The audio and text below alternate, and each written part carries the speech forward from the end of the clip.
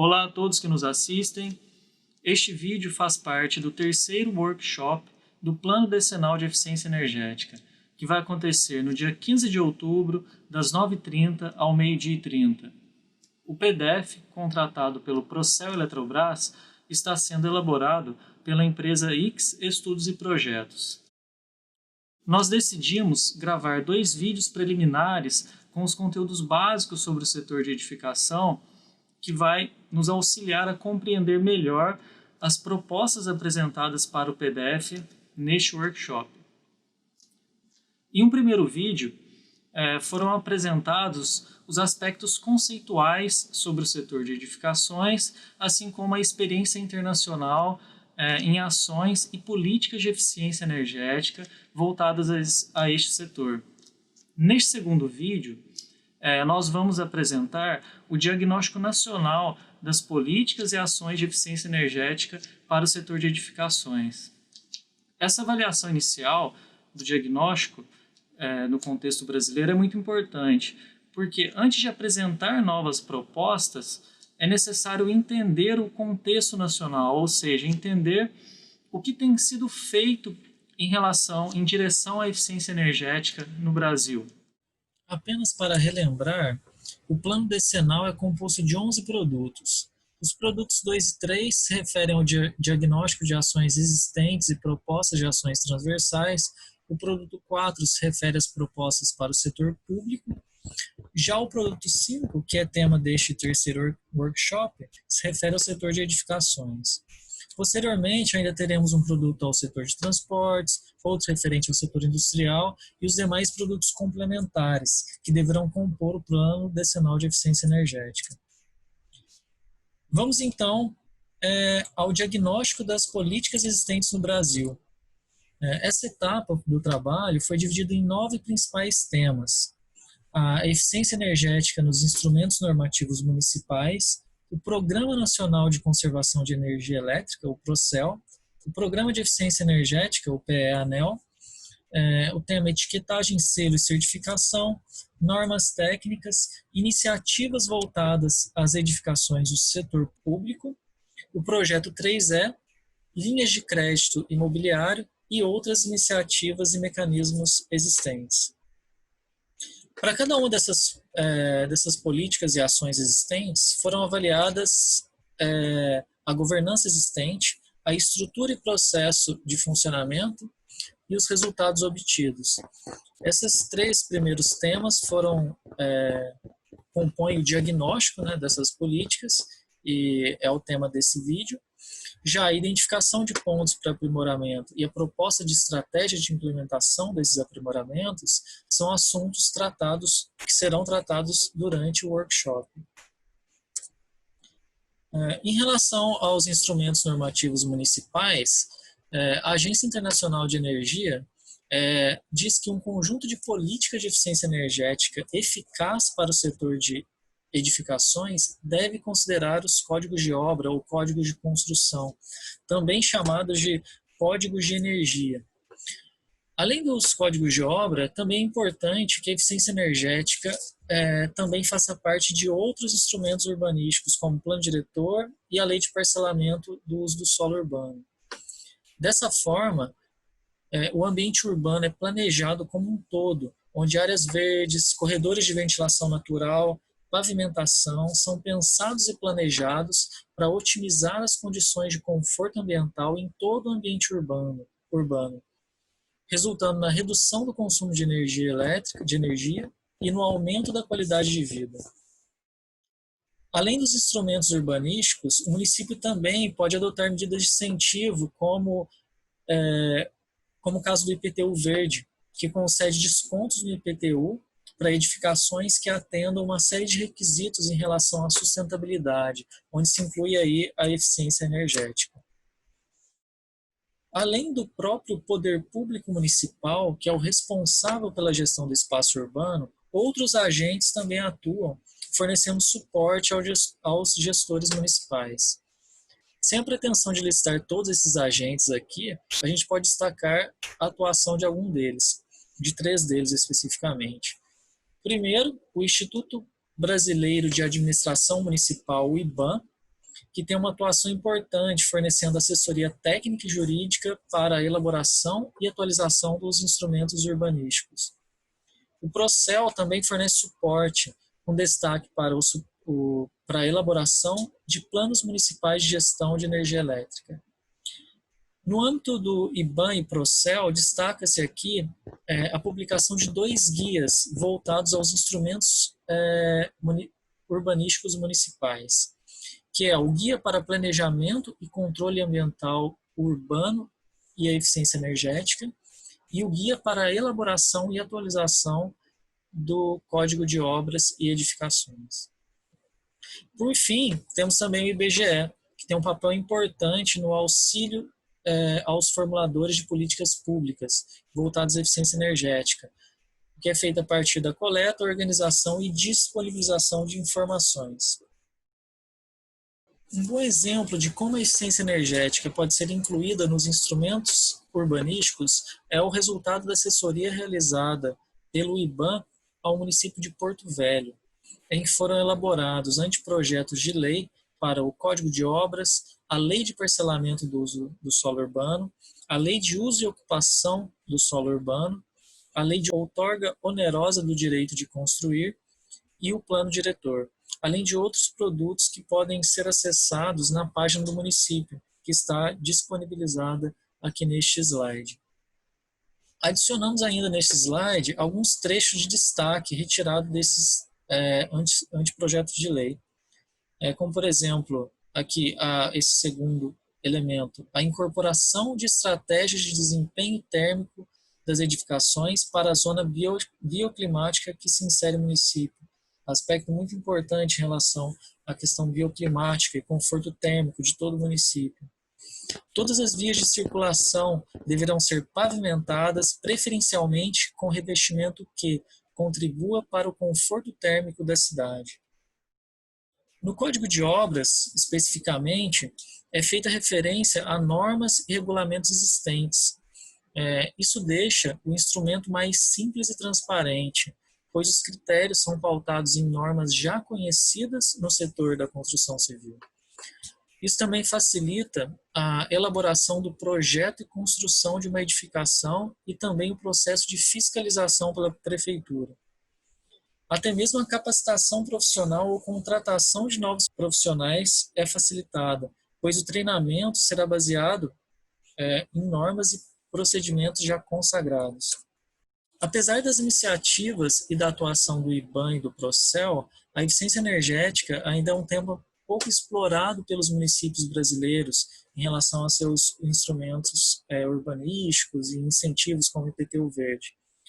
Para se ter uma referência dessa situação, podemos olhar para os dados da última pesquisa de informações básicas municipais do IBGE, de 2018, que mostra que apenas 32% dos municípios brasileiros possuem códigos de obra e apenas 51% possuem plano diretor. Em relação ao IPTU Verde, uma medida de incentivo, apenas 19 municípios implementaram esse tipo de instrumento. Apenas como uma prévia aqui agora do que será tratado durante o workshop em relação aos pontos de aprimoramento, tem-se que o município é o ponto focal para que sejam delineadas as ações de eficiência energética, onde o objetivo deve ser dar suporte para as prefeituras para que elas elaborem ou atualizem seus instrumentos urbanísticos, que é o Código de Obras, Lei de Uso e Ocupação do Solo, dentre outros. Onde a eficiência energética seja incluída de forma ampla e integrada no planejamento municipal.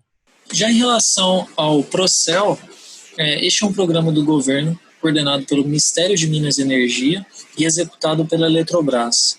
Ele é dividido em diversos subprogramas, onde a figura mostrada à direita no slide apresenta a relação desses subprogramas com o setor de edificações. O Procel Edifica e o Procel Selo serão abordados mais à frente em uma sessão dedicada ao tema etiquetagem e certificação. Já o Procel Marketing atua na divulgação e é um elemento importante, trazendo resultados positivos no contexto geral do Procel, incluindo aquelas ações voltadas ao setor de edificações.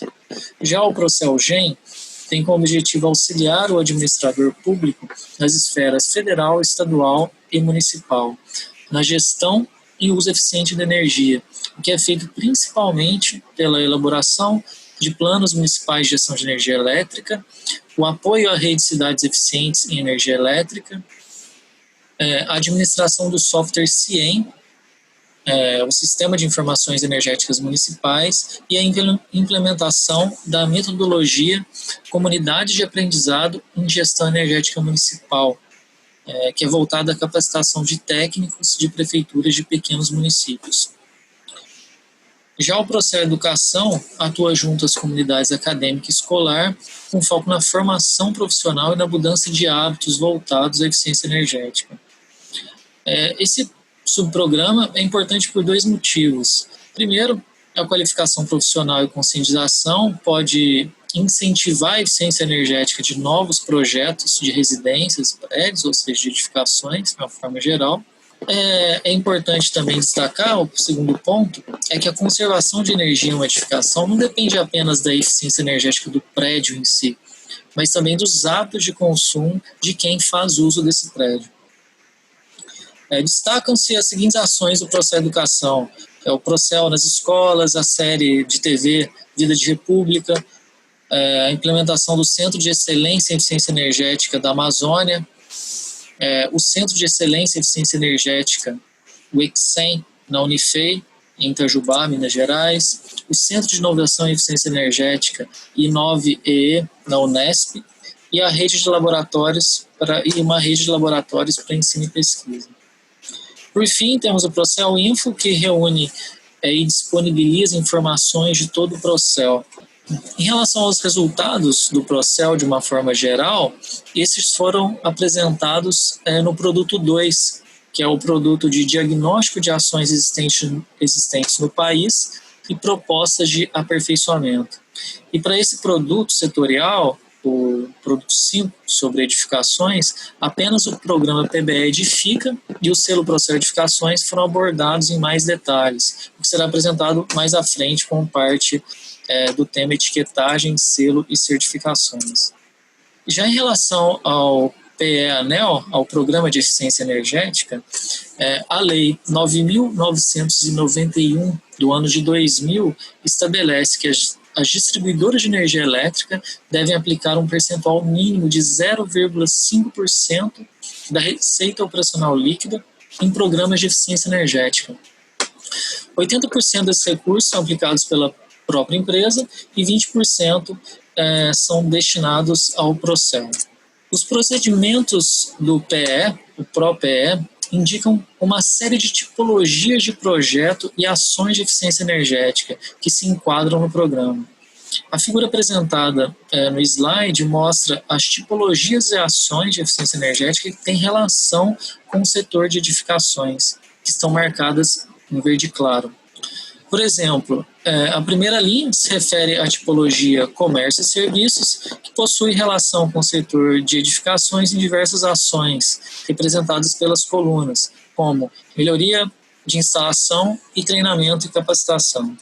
Sobre os resultados obtidos pelo PE ao longo dos anos, uma consulta realizada no Sistema de Inteligência Analítica do setor elétrico indicou um total de 325 projetos finalizados no período de 2009 a 2020, resultando numa economia anual de energia de 580 gigawatt-hora. Esse consumo representa cerca de 0,14% do consumo total anual dos setores residencial, comercial e público.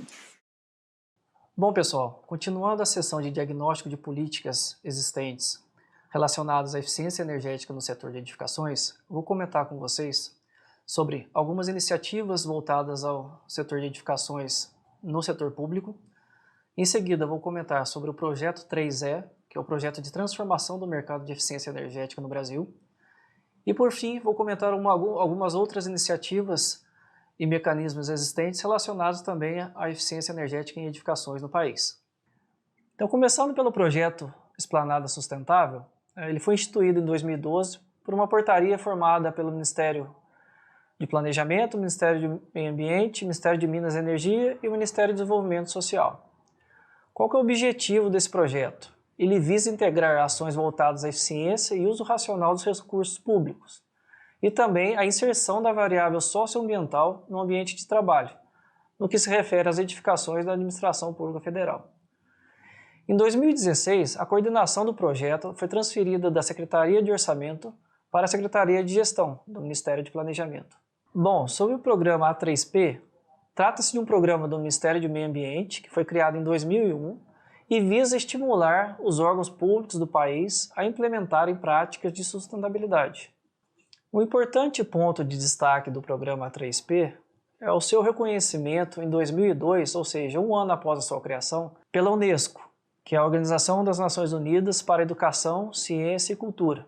Na categoria Meio Ambiente, ele foi premiado como o melhor dos exemplos. O programa 3P ele integra o Departamento de Documentação e, por sua vez, faz parte da Secretaria de Ecoturismo do Ministério do Meio Ambiente.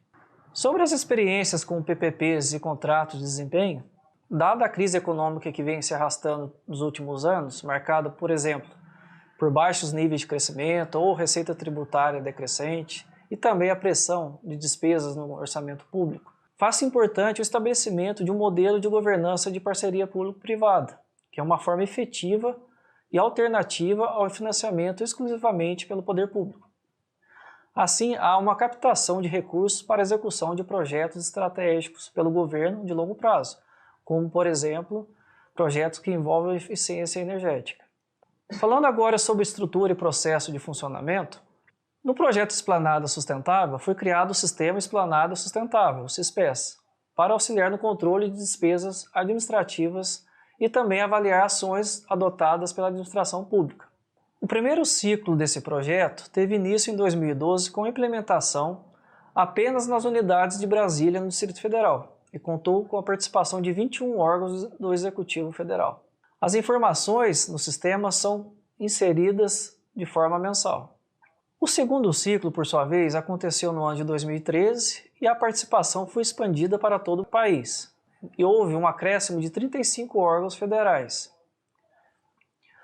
A partir de 2015, vale comentar que o uso do sistema, o SISPES, passou a ser obrigatório para todas as unidades da Administração Pública Federal, direta, autárquica e fundacional. Hoje, o projeto encontra-se em fase de revisão para atualização e alinhamento às demais iniciativas relacionadas ao tema pelo governo, tais como os planos de logística sustentável e as contratações públicas sustentáveis. Bom, sobre a estrutura e processo de funcionamento do programa 3P, ele basicamente se divide em 6 eixos temáticos. Então, o primeiro é o uso racional de recursos naturais e bens públicos. Depois, gestão adequada de resíduos gerados. O terceiro, a qualidade de vida no ambiente de trabalho. A quarta, compras públicas sustentáveis. O quinto, construções sustentáveis, e aí se insere a parte de eficiência energética em edificações. E por último, a sensibilização e capacitação dos servidores como um todo. Em 2009, foi publicada a cartilha do programa, que apresenta sugestões de ações para a implantação em relação a diferentes temas. Nisso, a eficiência energética em edificações se enquadra. Vale comentar que qualquer instituição da administração pública hoje, de qualquer uma das esferas do governo, seja municipal, estadual ou federal, pode implantar a A3P. Para isso, o primeiro passo é a assinatura do termo de adesão. Além dessa primeira etapa de assinatura do termo de adesão, outras 5 etapas podem ser citadas, como a criação de uma comissão gestora, que vai elaborar, implantar e monitorar esse projeto. Em seguida, é feito um diagnóstico da situação socioambiental do órgão público. Em terceiro, é elaborado esse plano de gestão socioambiental, que contém objetivos, atividades, prazos, recursos necessários, metas a serem atingidas, tá? E por fim, o sistema de avaliação e monitoramento desse plano de gestão socioambiental. Esse sistema de avaliação e monitoramento do plano de gestão socioambiental é conhecido como RESSOA. Trata-se de um sistema de monitoramento disponibilizado pelo Ministério do Meio Ambiente E esse monitoramento é feito pelo próprio órgão sob a supervisão da 3P por meio de indicadores que permitem uma análise quantitativa e qualitativa das ações a serem implantadas.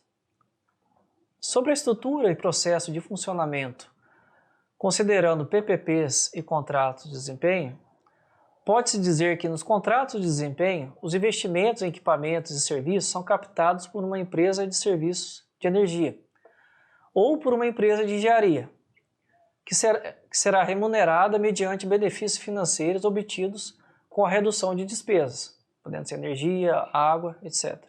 Entretanto, a Lei 8666 de 1993, que trata do regime de licitações e contratos no setor público, ela impõe algumas dificuldades ao modelo de implementação de projetos pautado no desempenho de economias futuras. Assim, com o surgimento da Lei 11079 de 2004, que regulamentou as PPPs, elas concedem a entidades privadas o dever de prestação de serviços públicos. Além disso, um facilitador é que ela engloba o desempenho como elemento relacionado ao pagamento de investimentos realizados. Entretanto, há alguns requisitos mínimos a serem cumpridos, como, por exemplo, o valor do contrato ser superior a 10 milhões de reais, o período de execução tem que ser maior do que 5 anos. Além disso, o objeto não pode estar restrito ao fornecimento de mão de obra, instalações de equipamentos ou execução de obra pública. Nesse sentido, por exemplo, para se viabilizar uma PPP em edificações, seria necessário agrupar um conjunto de edifícios que apresentem um potencial para ações de eficiência energética. Comentando agora sobre os resultados obtidos dessas iniciativas voltadas às edificações do setor público, começando sobre o projeto Esplanada Sustentável, de acordo com as pesquisas realizadas, não são fornecidos dados de consumo de energia elétrica, em kWh, por exemplo, mas apenas os gastos associados em reais. Além disso, de acordo com o levantamento realizado, os dados não são consistentes ao longo dos ciclos realizados, em relação ao número de ministérios e ao número de órgãos incluídos. Nas planilhas de resultados que se encontram disponíveis, são apresentadas algumas informações do Sistema Integrado de Administração Financeira do Governo Federal, o CIAF. Mas, de acordo com o levantamento realizado, percebeu-se que algumas informações que estão no Sistema Integrado de Administração Financeira do Governo Federal parecem não estar integradas com aquelas informações constantes no CISPES, como, por exemplo, o consumo de energia é diferente no mesmo ano e no mesmo órgão. Por fim, um resultado em termos monetários é que em 2013 houve uma redução dos gastos com energia elétrica da ordem de 103 milhões de reais, o que equivale a aproximadamente 9% desses gastos realizados no ano anterior. Em se tratando dos resultados oriundos do programa 3P, verificou-se que não há informações quanto à energia economizada por aquelas instituições que aderiram ao programa. São disponibilizadas informações, por exemplo, quanto ao número de adesões ao longo dos anos. No gráfico apresentado, nas cores verde, amarelo e azul, encontra-se o número de adesões realizadas por esfera, federal, estadual e municipal, de forma cumulativa. O gráfico menor, destacado nas cores cinza e preta, apresenta as mesmas informações de adesão, mas separados por vigentes e concluídas. Ainda nos resultados obtidos, considerando, por exemplo, as PPPs, até em 2018, 1.500 projetos existiam no país, abordando uma variedade de objetos, como hospitais públicos, obras de saneamento, rodovias, presídios, etc. Falando em presídios, a primeira PPP no Brasil ocorreu em 2009, conhecida como a PPP de Ribeirão das Neves. Trata-se de uma parceria formada pela Secretaria de Defesa Social de Minas Gerais e pela concessionária GPE. O contrato teve um valor fechado de 2,1 bilhões de reais e previa a construção em até 2 anos de um complexo penitenciário, com vaga para mais de 3 mil detentos, divididos em 5 unidades prisionais. De acordo com o contrato, a construção e gestão teria um prazo de 25 anos. O presídio encontra-se em funcionamento desde 2013, considerando os aspectos de infraestrutura, educação e trabalho. De acordo com o contrato assinado, mais especificamente no seu termo de referência, encontra-se a informação de que A operação deve ser eficiente e que deverá se otimizar os consumos de energia. Os resultados até julho de 2020 mostram que, em termos de infraestrutura, o complexo possui uma área total de 66 mil metros quadrados e 5 unidades, sendo 2 em regime semiaberto e 3 em regime fechado. Entretanto, 3 delas encontram-se prontas, sendo 2 de regime fechado e 1 em regime semiaberto. Além dessas 5 unidades, o espaço conta ainda com escolas, centro de saúde e galpões de trabalho destinados aos detentos. Bom, pessoal, buscou-se aqui apresentar alguns resultados das iniciativas voltadas às edificações no setor público, mais especificamente relacionadas ao Projeto Esplanada Sustentável, ao Programa A3P e algumas experiências com PPPs no Brasil. Falando um pouco do Projeto 3E agora, em termos de governança existente, a sua origem foi lá em 2005, quando o Fundo Multilateral para a Implementação do Protocolo de Montreal aprovou um montante de $1 milhão para a implementação do projeto demonstrativo para o manejo integrado para o setor de resfriadores centrais, os chillers, no Brasil. Em março de 2010, após as negociações com o GEF e com o BID, foi assinado o Projeto 3E. E ele se encerrou em 2017 com o seminário final intitulado Eficiência Energética e Mudança do Clima. Esse Projeto 3E foi coordenado pelo Ministério do Meio Ambiente, executado em cooperação com o PNUD e contou com o financiamento do GEF e do BID. A estrutura do projeto pode ser dividida em 6 componentes principais. Então, a primeira, capacitação e sensibilização. A segunda, eficiência energética no setor público, as duas sendo coordenadas pelo Ministério do Meio Ambiente com recursos do GEF. A terceira componente é o projeto demonstrativo para gerenciamento integrado de chillers, que foi coordenado pelo Ministério do Meio Ambiente com recursos do Fundo Multilateral, como comentado já anteriormente. A quarta componente, intitulada Mecanismo de Garantia de Eficiência Energética, foi coordenada pelo BID e com recursos do próprio BID e do GEF. A quinta, Gerenciamento de Projeto, e a sexta, Monitoramento e Avaliação, foram coordenadas pelo PNUD com recursos do GEF. Sobre a estrutura e processo de funcionamento dessas componentes, começando pela capacitação e sensibilização, o objetivo dela era ampliar os investimentos em eficiência energética em edificações por meio de ações de capacitação no setor público e privado, e também ações de sensibilização. A meta dessa componente era atingir 1.400 profissionais treinados e capacitados e até 5.000 profissionais do setor público. Algumas ações de capacitação realizadas podem ser citadas, como é o caso sobre o PBE Edifica, capacitações sobre metodologias de MV, que é medição e verificação, treinamento para o setor financeiro dos órgãos públicos relacionados ao modelo para acesso de mecanismo de garantia, palestras e participações em eventos também foram realizadas, foram disponibilizados vídeos e guias didáticos e, por fim, foi desenvolvida a primeira plataforma nacional que agrupa soluções para um projeto de edifício eficiente, também conhecida como Projeto EE. Sobre a segunda componente, eficiência energética no setor público, um dos objetivos foi o acesso ao serviço de eficiência energética e financiamento para projetos a partir do fortalecimento de iniciativas públicas já existentes. Então, a meta era desenvolver 5 projetos piloto no setor público, com a participação de no mínimo 3 ESCOs, empresas de conservação de energia, e 20 edifícios públicos. A definição da linha de base de consumo para edificações públicas, em kWh por metro quadrado, o desenvolvimento de uma ferramenta comparativa de consumo e eficiência energética e o treinamento de 400 gestoras de edifícios públicos. Algumas atividades que foram realizadas nesta componente estão o projeto de retrofit do edifício do Ministério do Meio Ambiente e do Ministério da Cultura, o bloco B da Esplanada dos Ministérios, o retrofit do edifício sede da Agência Nacional de Energia Elétrica, que ocorreu em 2017, o estudo técnico, jurídico e econômico-financeiro para retrofit de 2 unidades de saúde em Recife, Pernambuco. Foi elaborado também o guia prático para projetos de eficiência energética em edifícios através de parcerias público-privadas. Foi elaborado um estudo de consultoria para elaboração de benchmark de consumo energético de edifícios públicos e outros estudos relacionados ao mecanismo de desenvolvimento limpo. Aqui nessa tela vocês podem ver a capa do Guia Prático para Projetos de Eficiência Energética em Edifícios através de PPPs. O mesmo encontra-se disponível no site do Ministério do Meio Ambiente e vale ressaltar que esse guia foi elaborado por um consórcio formado por nós, da IX Estudos e Projetos, e a empresa Madrona Advogados, um escritório de advocacia localizado em São Paulo.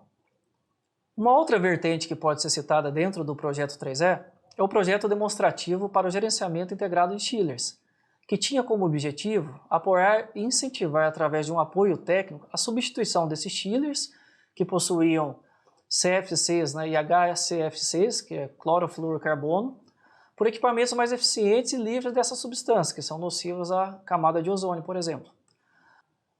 Algumas atividades realizadas dentro dessa vertente podem ser citadas, tais como cursos e seminários para capacitação de engenheiros e técnicos que atuam nos projetos, publicação de materiais técnicos, por exemplo, divulgação de informações e realização de 4 processos de retrocomissionamento em edifícios e, consequentemente, plano de ações de correção. O estudo realizado nos Estados Unidos mostrou que a aplicação de retrocomissionamento em sistemas de ar-condicionado, por exemplo, resultaram no aumento da eficiência energética de 15% a 40%. Uma outra componente dentro do projeto 3E é o mecanismo de garantia de eficiência energética, que visa oferecer garantia de crédito, como por exemplo fiança bancária, para que empresários possam acessar diversas linhas de crédito disponíveis no mercado, através de bancos privados ou públicos, como no caso do BNDES. E serve também como garantia de contratos de performance de ESCOs. A meta inicial era emitir um volume de garantias em torno de 55 milhões de reais, podendo chegar até 220 milhões de reais em projetos de eficiência energética. Todavia, essas metas não foram atingidas por causa de dificuldades contratuais. Falando um pouco agora dos resultados obtidos do projeto 3E, verificou-se que em termos energéticos não há resultados apresentados. Sobre as vertentes capacitação e sensibilização e eficiência energética no setor público, há alguns resultados, como por exemplo, no caso de capacitação e sensibilização, o treinamento de cerca de 2.000 profissionais, além do desenvolvimento da plataforma já comentada anteriormente, Projeto EE. Foi a primeira plataforma nacional que agrupa soluções bioclimáticas. Sobre os resultados da componente eficiência energética no setor público, já foram citados alguns deles anteriormente. Todavia, vamos ressaltar novamente a elaboração, por exemplo, do projeto de retrofit do Bloco B da Esplanada dos Ministérios, o estudo de caso também de retrofit do edifício sede da ANEEL, com recursos do Programa de Eficiência Energética, e a elaboração daquele guia prático que foi comentado, contemplando o estudo técnico e jurídico sobre contratação de projetos de eficiência energética, utilizando contratos de desempenhos por meio de PPPs. Bom, em se tratando de outras iniciativas e mecanismos existentes, é importante destacar o papel de universidades, laboratórios e associações, por exemplo, que trabalham com o tema eficiência energética e de uma forma específica com o setor de edificações. Então vou comentar rapidamente aqui sobre 3 iniciativas, né? A primeira é o Conselho Brasileiro de Construção Sustentável, a segunda é o Laboratório de Eficiência Energética em Edificações da Universidade Federal de Santa Catarina e por último o Laboratório de Conforto e Eficiência Energética da Universidade Federal de Pelotas. Bom, então começando pelo Conselho Brasileiro de Construção Sustentável, trata-se de uma organização de sociedade civil de interesse público, né, uma OCIP, de âmbito nacional que foi criada em 2007. O objetivo desse conselho é contribuir para a geração e difusão de conhecimento e de boas práticas de sustentabilidade na construção civil. Para isso, algumas iniciativas relacionadas à eficiência energética em edificações foram desenvolvidas, desde curso até capacitação e realização de projetos piloto. Eu vou comentar aqui sobre 3 dessas iniciativas, né? Então são a primeira, cidades eficientes e desempenho energético operacional em edificações. Segunda, a iniciativa Sushi, no Brasil, né? E o terceiro, o convênio de cooperação com a Eletrobras no âmbito do Procel. Sobre as cidades eficientes e desempenho energético operacional em edificações, o objetivo qual que é? É trabalhar com governos municipais para promover e apoiar ações estruturantes, visando a redução de emissões de gases de efeito estufa em prédios públicos. Basicamente, esse projeto é dividido em 2 etapas. A primeira aconteceu em 2018, né, onde foi realizado um levantamento do panorama nacional dos municípios. Foi realizada uma chamada pública e entrevista com 20 municípios. Dos 20 municípios, foram selecionados 3 para a segunda etapa, né? Então, a segunda etapa atualmente encontra-se em andamento e consiste na realização de projetos pilotos, né, e assessoria técnica aos 3 municípios selecionados. No caso, Florianópolis, em Santa Catarina, Jaboatão dos Guararapes, em Pernambuco, e Sorocaba, no estado de São Paulo. Até o momento não foram apresentados resultados, porque os projetos pilotos ainda estão em andamento. Sobre a iniciativa Sushi no Brasil, foi desenvolvido pela UNEP/PNUMA, né, com o apoio da União Europeia, para o estudo de práticas de construção sustentável no mundo. E o foco deles é em habitações de interesse social, na Tailândia e no Brasil. O objetivo dessa iniciativa é conceituar as habitações de interesse social e estabelecer metodologias e diretrizes para a elaboração de projetos arquitetônicos com foco na eficiência. Para isso, foram agregadas algumas instituições de renomada experiência nesse tema, como a Caixa Econômica Federal, a Escola Politécnica da USP, a Unicamp, a própria Universidade Federal de Santa Catarina. Alguns resultados desse projeto no âmbito de eficiência energética podem ser citados, como, por exemplo, seminários realizados em 2010 e 2011, além de 3 relatórios publicados no ano de 2010. A terceira iniciativa do Conselho Brasileiro de Construção Sustentável é o Convênio de Cooperação com a Eletrobras no âmbito do Procel, onde foi desenvolvido o projeto de Desempenho Energético Operacional em Edificações, o qual se iniciou em 2013 com o objetivo de criar benchmarks, indicadores e etiquetagem para eficiência energética em edifícios. Basicamente, essa iniciativa está dividida em 5 principais frentes. Algumas estão em andamento e outras já foram concluídas. A primeira delas, o benchmark de agências bancárias, foi concluído em 2014 e foram coletados dados de mais de 10 mil agências no Brasil. A segunda frente trata-se do benchmark de escritórios corporativos, que teve o apoio da Embaixada Britânica e auditoria em 8 prédios comerciais aqui no Brasil. A terceira delas, o benchmark de prédios públicos, foi desenvolvido em parceria com o projeto 3E, já citado anteriormente. A quarta fase, que é o desempenho energético em condomínios residenciais, foi uma parceria com o Sindicato de Habitação do Estado de São Paulo. A última delas, a plataforma de cálculo de benchmark, contempla os resultados das frentes 1, 2 e 3. Atualmente, esse projeto encontra-se na fase de desenvolvimento de indicadores de desempenho energético para outras 14 tipologias de edificações, como, por exemplo, shopping centers, hospitais, etc. Além do Conselho Brasileiro de Construção Sustentável, posso citar também o Laboratório de Eficiência Energética em Edificações da Universidade Federal de Santa Catarina, que está vinculado ao Núcleo de Pesquisa em Construção do Departamento de Engenharia Civil. Basicamente, esse laboratório atua na redução do consumo específico de energia em edificações, através da implantação de novas tecnologias, considerando a iluminação, condicionamento de ar e isolamento térmico, mas sem reduzir os níveis de conforto. Tá? Algumas atividades importantes desse laboratório que ele participou ou ainda participa podem ser citadas, né? Como, por exemplo, a plataforma Projeto EE, que já foi citado anteriormente, o projeto Sushi também já foi citado anteriormente. No projeto Casa Eficiente, por exemplo, um modelo de casa foi projetado e implantado. Essa casa ela reúne algumas estratégias de adequação climática, como, por exemplo, o aproveitamento de ventilação e luz natural, o aproveitamento da energia solar para aquecimento, a instalação de painéis fotovoltaicos para geração de energia, o aproveitamento da água da chuva e de reuso da água. Tá? Um outro projeto interessante desse laboratório foi a revisão da NBR 16.401-2, relacionada ao conforto térmico. Nesse projeto foi realizado um levantamento internacional das melhores práticas de normas ligadas a conforto térmico no mundo. E ao final do projeto foi esboçado uma minuta para o caso brasileiro. Então esse projeto encontra-se em andamento, aguardando a abertura da consulta pública. Por fim, eu gostaria de destacar aqui a participação desse laboratório no Programa Nacional de Etiquetagem de Edificações. O Laboratório de Conforto e Eficiência Energética da Universidade Federal de Pelotas foi criado a partir do convênio firmado entre essa universidade e a Eletrobras em 2003. O objetivo desse laboratório é capacitar estudantes e profissionais de arquitetura por meio de experimentos, estudos práticos e pesquisas envolvendo diversos aspectos ligados ao conforto ambiental. Atualmente, esse laboratório tem desenvolvido algumas atividades, por exemplo, atividades de extensão, atividade de consultoria externa, bem como coordenados programas e projetos na área de eficiência energética. Além disso, esse laboratório oferece cursos de formação de eficiência energética em edificações, onde são abordados temas como, por exemplo, projetos eficientes, NBR 15.220, que trata de conforto térmico em edificações, e aspectos gerais ligados aos regulamentos técnicos de qualidade em edifícios comerciais e residências. Bom, pessoal, e com isso finalizamos essa parte de outras iniciativas e mecanismos existentes relacionados à eficiência energética em edificações no país.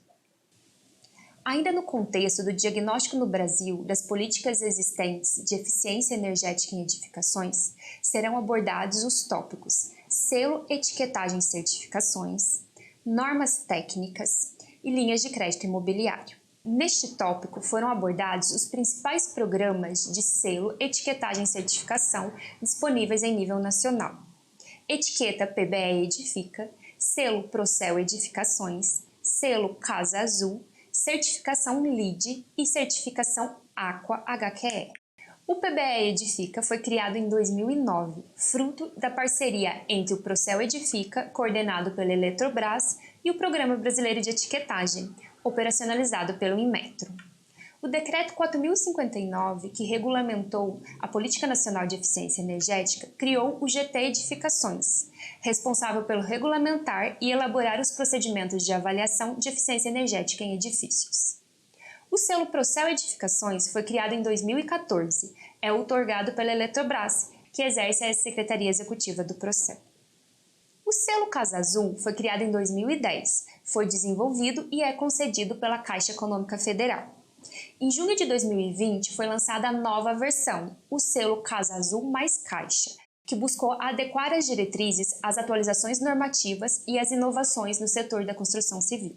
A certificação LEED foi criada em 1997 pelo Conselho de Edificações Verdes dos Estados Unidos.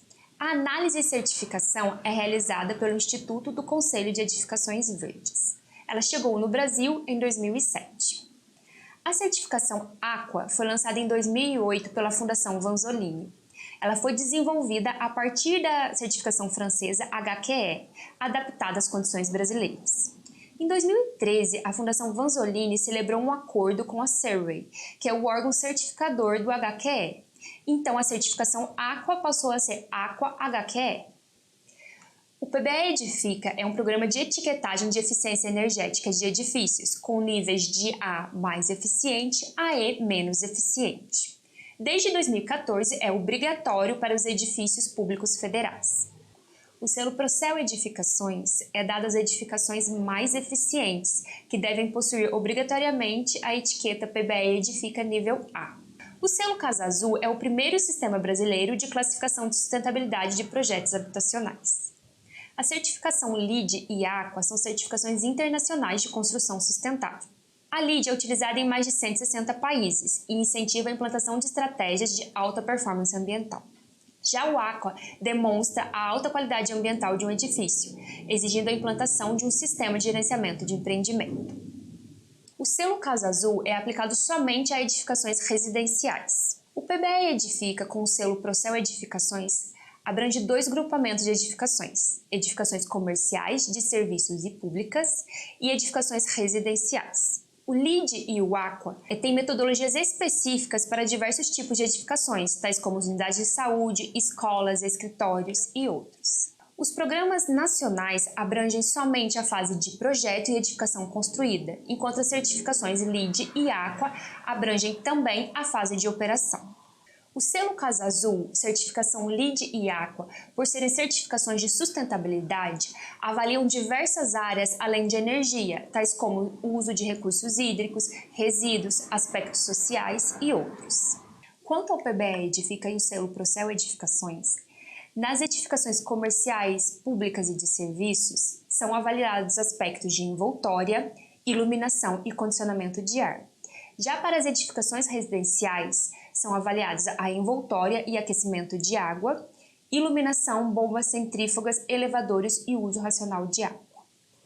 O PBE Edifica possui 5 categorias, de A mais eficiente a E menos eficiente. O selo Procel Edificações não possui categorias e só recebem o selo as edificações que possuem a etiqueta PBE Edifica nível A.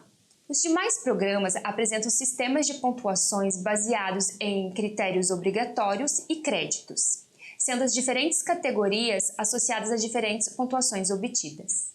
Somente o selo Casa Azul e o Aqua possuem auditorias presenciais, nos demais a auditoria realizada é documental.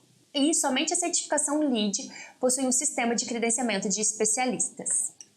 Até setembro de 2020, já foram emitidas 257 etiquetas PBE Edifica para edificações comerciais de serviço e públicas, sendo 159 de projetos e 98 de edificações construídas. Foram emitidas também 5.064 etiquetas para edificações residenciais, 2.722 para projetos e 2.342 para edificações construídas. Desde 2014, já foram emitidos 55 selos Procel Edificações para edificações comerciais de serviços e públicas, sendo 22 para projetos e 33 para edificações construídas. Para edificações residenciais, o selo foi lançado em setembro de 2020 e ainda não há resultados. 18 empreendimentos receberam o selo Casa Azul, sendo 15 deles no nível ouro. É importante destacar que esses empreendimentos receberam o selo da metodologia antiga. 610 edificações receberam o selo LEED, sendo a maioria na categoria ouro.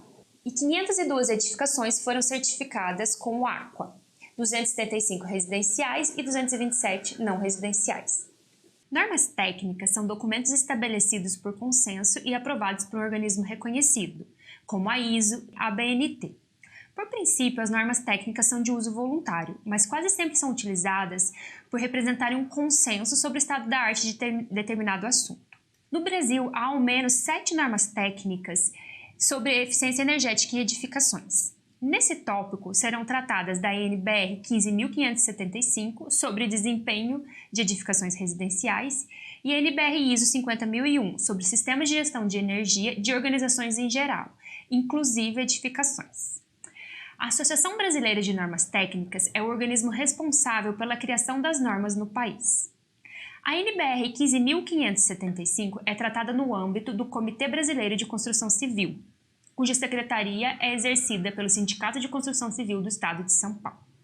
Já a NBR ISO 50.001 é tratada no âmbito do Comitê Brasileiro sobre Gestão e Economia de Energia, coordenado pela Associação Brasileira pela Conformidade e Eficiência das Instalações. Recentemente foi criado um grupo técnico nesse comitê para tratar especificamente sobre sistema de gestão de energia em edificações. A NBR 15.575 é direcionada especificamente a edificações residenciais. Ela estabelece níveis mínimos de desempenho para os principais elementos das edificações. Tem por objetivo viabilizar e garantir a melhoria na qualidade das edificações executadas no país, assegurando conforto e segurança aos usuários. A NBR 15.575 é dirigida predominantemente para as fases de concepção e projeto das edificações. Ela agrega uma extensa relação de normas já existentes, com destaque para aquelas de interesse energético. NBR 15.220 sobre desempenho térmico, NBR 15.215 sobre iluminação e NBR 16.401 sobre ar-condicionado. O enfoque da NBR 15.575 é o uso dos elementos e sistemas dos edifícios para atendimento aos requisitos do usuário. Para isso, os requisitos foram definidos considerando as condições de implantação e a exigência dos usuários. Foram estabelecidos critérios quantitativos para o atendimento desses requisitos e métodos de avaliação para a verificação do atendimento. Os requisitos são agrupados em 13 temas, que por sua vez são englobados em 3 categorias: segurança, sustentabilidade e habitabilidade. Os aspectos de eficiência energética são discutidos nos temas desempenho térmico, desempenho lumínico e impacto ambiental. Já a NBR ISO 50.001 é direcionada a organizações de qualquer tipo, inclusive edificações, podendo ser hotéis, hospitais, shoppings, prédios corporativos e outros, e ela é voltada às instalações em funcionamento. A ISO 50.001 visa integrar um sistema de gestão de energia à cultura da organização. O SGE é um sistema de práticas e ferramentas para melhoria contínua da performance energética em relação à linha de base e indicadores da organização. A melhoria contínua é suportada pelo ciclo PDCA. Além disso, há a definição de metas mensuráveis de desempenho energético, porém não há um nível mínimo de melhoria. Conforme já mencionado, há ao menos 7 normas técnicas sobre eficiência energética em edificações. No entanto, em algumas delas, a aplicabilidade ainda é incipiente. Além disso, há a ausência de uma NBR específica para envoltória que assegure a economia de energia. Ciente desta lacuna, foi firmado um convênio em julho de 2020 entre a Eletrobras e o Sinduscom para a criação, junto ao Comitê Brasileiro de Construção Civil, de um grupo de estudos permanentes, visando a elaboração e atualização de normas relacionadas à eficiência energética. A última pesquisa ISO, datada de dezembro de 2018, mostrou que o Brasil possui 62 organizações certificadas com a ISO 50001, ocupando a 30ª posição em relação ao número de certificações. No entanto, as edificações não são definidas como uma categoria, impossibilitando o conhecimento exato do número de edificações certificadas. No entanto, sabe-se que existe, tal como o Hospital Albert Einstein em São Paulo. No país, há diversas linhas de financiamento e programas de habitação de interesse social, que podem promover a eficiência energética nos projetos, tal como o Programa Minha Casa Minha Vida, Programa Pró Moradia e Programas de Habitação de Interesse Social. Neste tópico será abordado o Programa Minha Casa Minha Vida, devido à sua representatividade da política habitacional de interesse social. É válido mencionar que o Programa Minha Casa Minha Vida não é um programa de eficiência energética. No entanto, considerando o expressivo número de habitações entregues, a inclusão de critérios de eficiência energética nos projetos pode contribuir, além da economia de energia, nas questões de conforto e qualidade para os moradores. A medida provisória 996 institui o Programa Casa Verde e Amarela, que substitui o Programa Minha Casa Minha Vida. Foi publicada no Diário Oficial da União em 26 de agosto, com 120 dias para votação na Câmara e no Senado. Não traz nenhum requisito relacionado à eficiência energética. O Programa Minha Casa Minha Vida foi estabelecido pela Lei 11.977 de 2009. Sendo regulamentado e gerido pelo antigo Ministério da Fazenda, atual Ministério do Planejamento, e antigo Ministério das Cidades, atual Ministério do Desenvolvimento Regional. Os estados e municípios que aderirem ao programa e a Caixa Econômica Federal são responsáveis pela execução do trabalho técnico e social após a ocupação. A Caixa Econômica Federal é responsável ainda pela concessão do financiamento aos usuários, construtoras e incorporadoras e aprovação do projeto. O programa Minha Casa Minha Vida é dividido em 2 subprogramas, o Programa Nacional de Habitação Urbana e o Programa Nacional de Habitação Rural, que operam segundo diferentes fontes de recursos e faixas de renda. O Programa Nacional de Habitação Urbana é dividido em faixas de renda mensal e opera segundo diferentes níveis de subsídio. Já o Programa Nacional de Habitação Rural é dividido em faixas de renda anual. Entre 2009 e 2018, o programa Minha Casa Minha Vida entregou cerca de 4 milhões de unidades habitacionais, considerando todas as modalidades. Foi verificado que os municípios de pequeno porte encontraram dificuldade para acessar os recursos, sendo necessário aumentar o diálogo com o governo federal. Não há um estudo amplo sobre os aspectos de eficiência energética no programa Minha Casa Minha Vida. Estudos pontuais, tal como o Silva em 2019, avaliaram uma edificação em Tubarão, Santa Catarina. A edificação foi avaliada segundo o método PBE Edifica e receberia a etiqueta nível E, de menor eficiência, devido aos materiais construtivos de baixo desempenho, às limitações de ventilação e iluminação. Relatório de auditoria do Tribunal de Contas da União apontou baixa adoção de critérios de sustentabilidade nas edificações do programa e vícios construtivos sistêmicos nas moradias. Estudo de 2015 entrevistou 930 famílias em 7 diferentes localidades. 38% apontaram problemas com conforto térmico, umidade e ruído excessivo. Portanto, é de fundamental importância a adoção de critérios de eficiência energética nos projetos de edificações contempladas pelos programas de habitação de interesse social. Bom, pessoal, assim encerramos o vídeo sobre o diagnóstico no Brasil das políticas públicas existentes de eficiência energética em edificações. A X-Estudos, o Procel Eletrobras, convida vocês a participarem do 3º workshop, que será realizado no dia 15/10, das 9h30 às 12h30, e será transmitido no nosso canal do YouTube, X-Estudos. Relembrando, no nosso workshop serão apresentadas as propostas de melhorias das políticas existentes e novas ações no setor de edificações, bem como um plano de ação para implementá-las. Te esperamos lá!